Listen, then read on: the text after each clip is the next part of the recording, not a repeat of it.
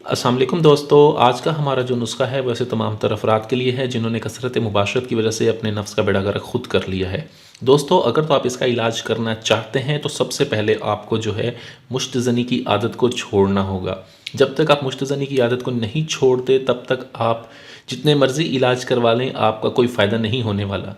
आप इलाज करके ठीक हो जाएंगे, फिर वही काम करेंगे, फिर वही मसला आपको हो जाएगा। आज का जो मेरा नुस्खा है ऐसे तमाम तर अफराद के लिए है जिन्होंने कसरत मुश्तज़नी करके अपने आप को ख़त्म कर लिया है, नफ्स की रगें बिल्कुल ख़राब हो चुकी हैं, नफ्स में ताकत नहीं है, नफ्स में सख्ती नहीं है।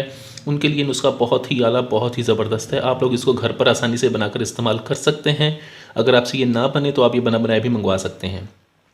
आज मैं इस नुस्खे में आपको मुकम्मल डिटेल बताऊंगा कि कैसे आप अपनी खोई हुई जवानी को वापस लेकर आ सकते हैं। ऐसे तमाम तर लड़के जिन्होंने अपनी जवानियों को बर्बाद कर लिया है उनके लिए ये नुस्खा है। इसके अलावा इस नुस्खे को ऐसे तमाम तर मर्द हज़रात भी इस्तेमाल कर सकते हैं जिन्होंने कसरत मुबाशरत की वजह से अपने आप को ख़त्म कर लिया है।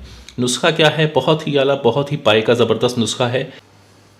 मैं हूं आपका होस्ट हकीम मोहम्मद जावेद। मेरी तमाम दोस्तों से गुजारिश है, अगर आपने अभी तक हमारे चैनल प्योर देसी टिप्स को सब्सक्राइब नहीं किया तो बराए मेहरबानी सब्सक्राइब कर लें और साथ ही खड़े बेल आइकन को दबाना हरगिज़ ना भूलें ताकि हमारी हर आने वाली नई वीडियो का नोटिफिकेशन आप लोगों को मिल सके।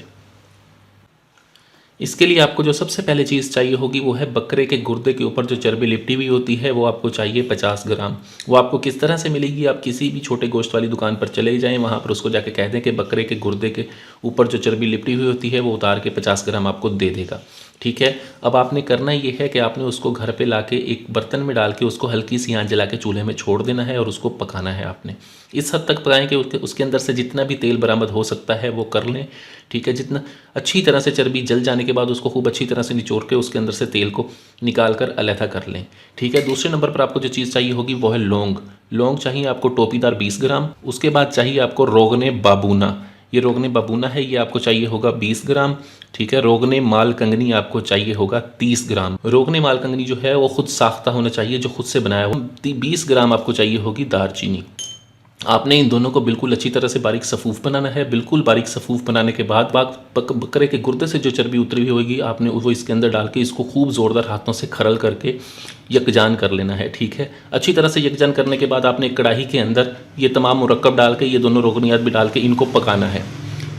25 से 30 मिनट आप हल्की आंच पर इसको पकाएं। उसके साथ मुतवातिर इसको आप हल्का हल्का हिलाते रहें। ठीक है। ये आपका तेल तैयार हो गया है। आप इसको छान कर पुन कर महफूज करके रख लें। ठीक है। आप रोज़ाना रात को इसके 10 कतरों का इस्तेमाल करें। ठीक है। रॉड के ऊपर और साइडों पर। इसके इस्तेमाल के दौरान अगर शादीशुदा मर्द इसे इस्तेमाल करते हैं तो इस्तेमाल के दौरान कम अज़ कम भी 20 से 25 दिन हम बिस्तरी से मुकम्मल परहेज़ करेंगे। इसको इस्तेमाल करने के बाद ठंडे पानी से और हवा से बचाएं। वीडियो अच्छी लगी हो तो वीडियो को लाइक करें, वीडियो को शेयर ज़रूर कर दे करें ताकि दूसरे लोग भी इससे फ़ायदा उठा सकें। मुझे अगली वीडियो तक के लिए इजाज़त दें। अपनी सेहत का बहुत ख्याल रखें। शुक्रिया। अल्लाह हाफ़िज़।